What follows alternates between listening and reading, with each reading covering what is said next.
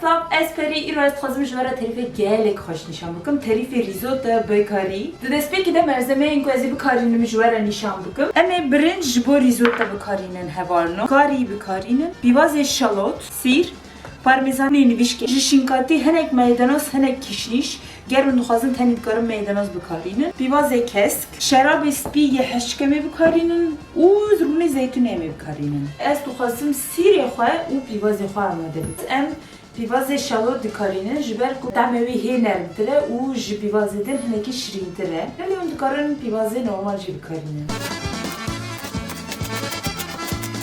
Derbazı sirifan. Ben her tişte hur kırna hevanı. Ez rune nivişki. Dıxım nav berişi xwe. U da agri nizmde ez siru pivazı xwe da qadinim. Hatta pivaz zemel ve deri amade dibe, sur dibe, es kari yoxa amade bikim. Her ki es şarab yoxa vekim. Es pivaz yoxa dinav rune nivişki sur dikim. Dak rune nivişki ne şevte zeheneki rune zeytini bikim nav.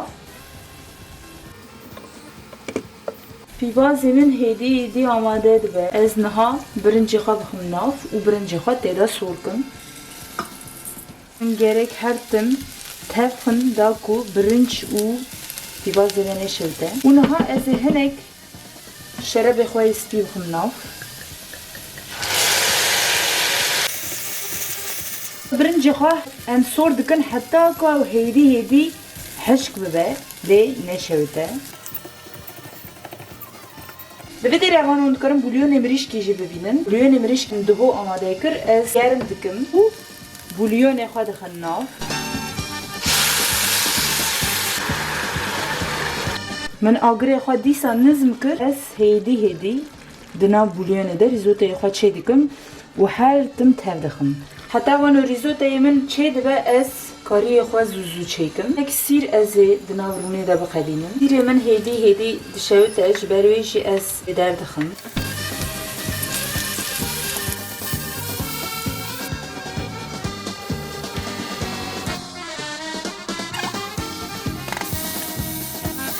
Kariyê min amade ye hevalno. Zêde ne hewce bixelînim. Hevalno bulyonê xwe hinek dixim.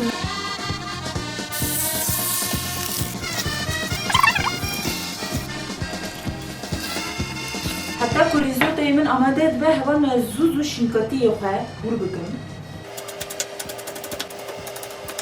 Risottoyê min jî hazir e hevano. Ez risottoyê xwe tînim bir hinek pivazê kesk bixim nav.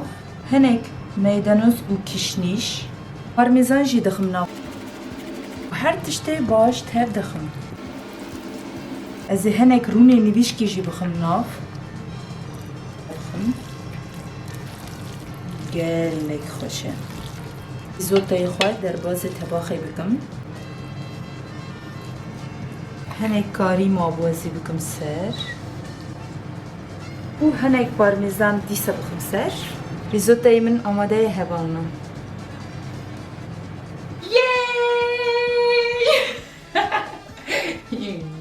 Ser? Tamam, tu bixwe.